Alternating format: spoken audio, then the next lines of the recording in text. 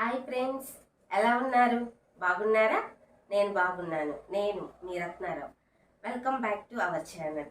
ఈరోజు మన ఛానల్లో కొత్త వెరైటీ ఏం చూద్దామంటే వెల్లుల్లి కోడిగుడ్డు కారం అండి. ఇది చాలా అంటే చాలా బాగుంటుంది ఫ్రెండ్స్. మనం వెల్లుల్లిపాయ వేసి కోడిగుడ్డులో తయారు చేస్తామండి. ఇక్కడ తమిళనాడులో ఒకే రోజు 3 సీజన్ చూపిస్తుందండి మాకు. మార్నింగ్ అంతేమో కొంచెం చల్లచల్లగా ఉంటుంది, మంచు పడుతుంది. మధ్యాహ్నం వచ్చేసేవరకు ఎండేస్తుంది, అలాగే నైట్ వచ్చేసేవరకు వర్షం పడుతుందండి. దానివల్ల కొంచెం జలుబు, కొంచెం దగ్గు మొదలైందండి. ఎంత ఉక్కు బాడీ అయినా ఒకే రోజు ఇన్ని సీజన్ చూస్తే కొంచెం ఇబ్బందే కదండి. అందుకని ఇప్పుడు నేనేం చేస్తున్నానంటే ఈ వెల్లుల్లిపై విడిగా తినమంటే ఎవరు తినలేరు కదండి. దీంట్లో కోడిగుడ్డ కూడా వేసి చక్కగా కోడిగుడ్డు వెల్లుల్లి కారం మనం చేసుకుందామండి. మీరు కానీ ఫస్ట్ టైం నా వీడియోస్ చూస్తే ప్లీజ్ ప్రీవియస్గా ఉన్న నా వీడియోస్ని ఒకసారి చూడండి. అవి కానీ మీకు నచ్చినట్లయితే ప్లీజ్ సబ్స్క్రైబ్ చేయండి ఫ్రెండ్స్. ఓకే ఫ్రెండ్స్, మరి ఈరోజు మన ఛానల్లో కోడిగుడ్డు వెల్లుల్లి కారం చేద్దామండి. నేను కోడిగుడ్డుతో చాలా రెసిపీస్ చేశానండి. ఒక్కసారి నా ఛానల్లోకి వెళ్ళి ఆ కోడిగుడ్డు రెసిపీస్ ఏంటో కూడా మీరు చూడండి. ఓకే ఫ్రెండ్స్, లేట్ చేయకుండా మన ఛానల్లోకి వెళ్ళిపోయి కోడిగుడ్డు వెల్లుల్లి కారం తయారు చేసేద్దామండి. ఇప్పుడు మనం వెల్లుల్లి కారం తయారు చేసుకుందాం ఫ్రెండ్స్.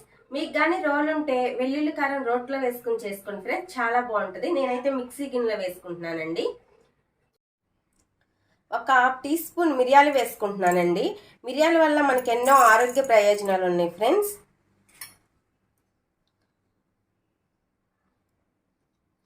2 లవంగాయలు వేసుకుంటున్నానండి. 2 ఇంచులు చెక్క వేసుకుంటున్నానండి. ఒక 1/2 టీ స్పూన్ జీలకర్ర వేసుకుంటున్నానండి. ఒక 1/2 టీ స్పూన్ సాల్ట్ వేసుకోవాలండి. వీటన్నిటిని కలిపి ఇప్పుడు మిక్సీ వేసుకుందామండి. మీ దగ్గర రోల్ గాని ఉంటే రోట్లో నూరుకోండి.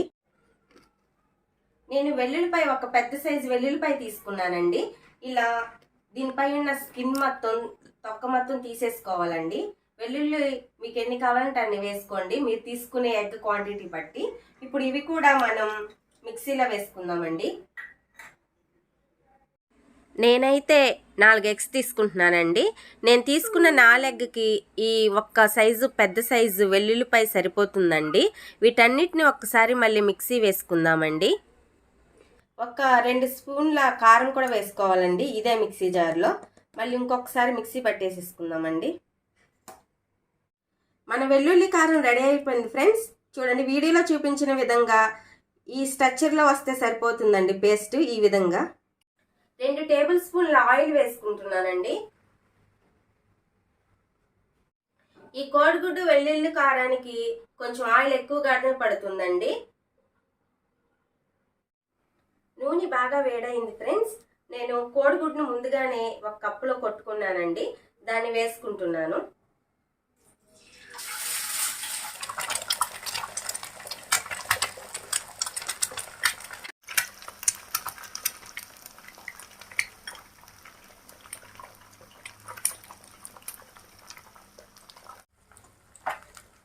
కొంచెం పైన కొంచెం పసుపు జల్లుకుందామండి. ఈ కోడిగుడ్డుని 2 మినిట్స్ వరకు ఉడికించుకోవాలి ఫ్రెండ్స్. చూడండి, 2 నిమిషాల తర్వాత ఈ విధంగా ఉందండి కోడిగుడ్డు. కొంచెం వేగిందండి. దీన్ని ఇప్పుడు మనం పీసులుగా కట్ చేసుకుందామండి. మరీ చిన్న చిన్న పీసులు వద్దండి, కొంచెం పెద్ద సైజులో ఇలా మెదుపుకుందామండి.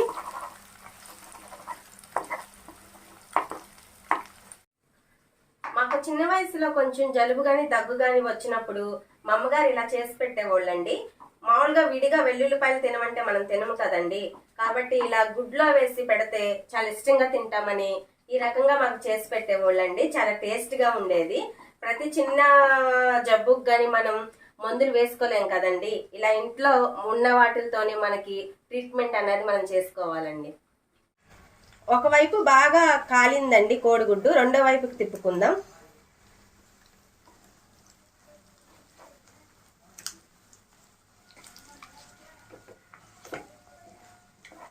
కోడిగుడ్లో నుంచి నురుగు రావడం స్టార్ట్ అయింది కదండి. ఇప్పుడు కొంచెం వేగినట్టు ఇది కొంచెం పక్కన పెట్టేసుకుందామండి ఇలా ఈ బాండీలోనే. ఇప్పుడు మనం ముందుగా రెడీ చేసి పెట్టుకున్నాం కదండి వెల్లుల్లి కారం, దాన్ని వేసుకుని ఒక 2 మినిట్స్ వేయించుకోవాలండి, ఫ్రై చేసుకుందాం.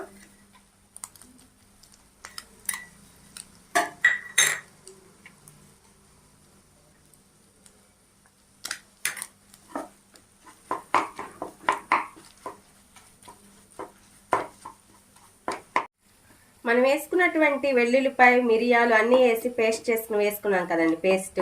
ఇలా నూనెలో వేగేటప్పుడు మంచి సువాసన వస్తుంది ఫ్రెండ్స్. అలా మంచి సువాసన వచ్చేంత వరకు వేయించుకోవాలండి. వెల్లుల్లిపాయ కారం బాగా వేగింది ఫ్రెండ్స్. ఇప్పుడు మనం ఈ ఎగ్స్ ను కూడా కలిపేసుకుందామండి కారంలో. ఇది మట్టుకి చాలా అంటే చాలా టేస్టీగా ఉంటుంది ఫ్రెండ్స్. మన ఆరోగ్యపరంగా కూడా దీంట్లో ఎన్నో మంచి సుగుణాలు దాగున్నాయండి. ఎప్పుడైనా మీకు కొంచెం జలుబు దగ్గు ఉన్నప్పుడైనా, ఏమి తినాలనిపించట్లేదు, నోటికి చేదు చేదుగా ఉందనుకున్నప్పుడైనా ఇలా చేసుకు తినండి ఫ్రెండ్స్. ఆరోగ్య ప్రయోజనాలతో పాటు మంచి హెల్దీ ఫుడ్ మనం తిన్నట్టు ఉంటుందండి.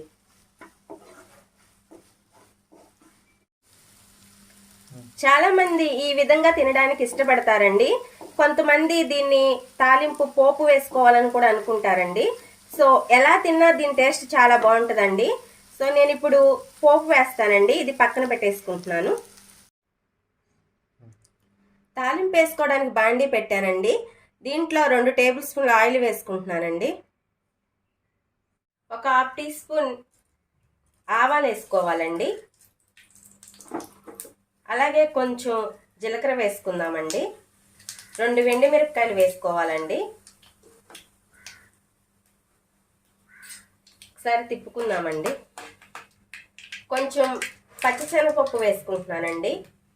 అలానే ఒక రెబ్బ కరివేపాకు వేసుకుంటున్నానండి.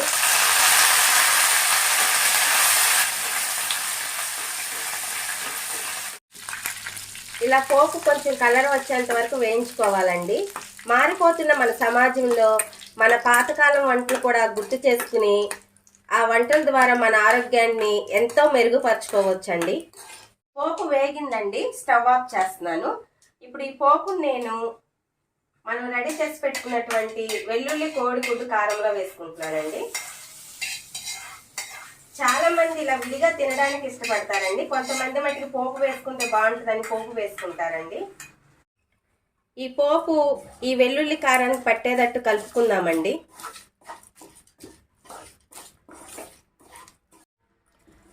చూస్తుంటేనే బాగా నోట్లో నీళ్లు ఊరుతున్నాయండి. అంత మంచి స్మెల్ వస్తుందండి.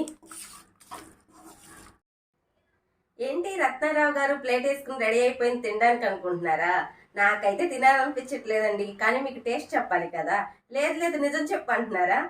ఇంత మంచి సువాసన వచ్చినాక తినకుండా ఎలా ఉంటాను చెప్పండి. అందుకే నేను కొంచెం టేస్ట్ చూసి చెప్తానండి.